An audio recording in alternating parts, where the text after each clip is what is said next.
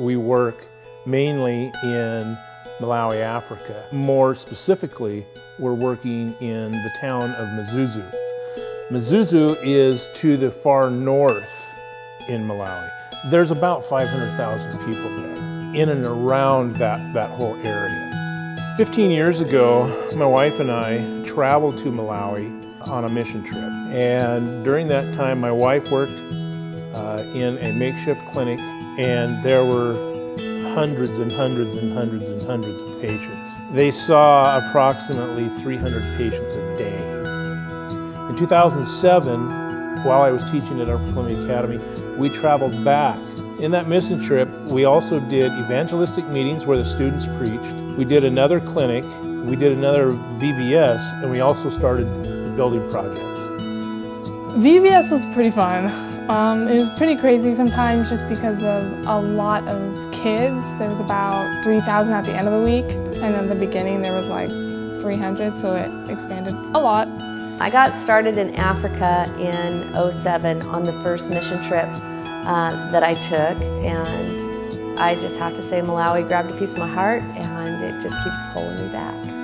On my last trip to Africa here just recently, I ran into a taxi cab driver that was stopping everywhere we went and just giving water to people, water to kids that were standing along the road.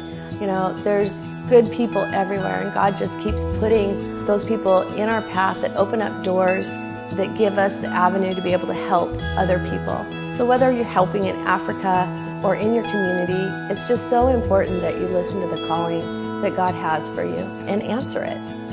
Right now, our focus has been on a medical clinic that would serve the Mzuzu area.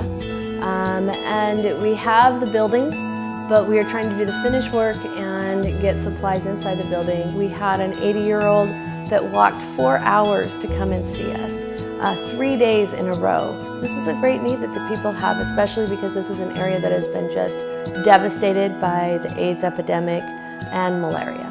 Each month, a clinic will see somewhere between 2,000 and 3,000 patients. The way that we're trying to fund this project is through sponsorships and private donations and mission trips. We'd like to see a lot of different groups come over and get hands-on with the project themselves.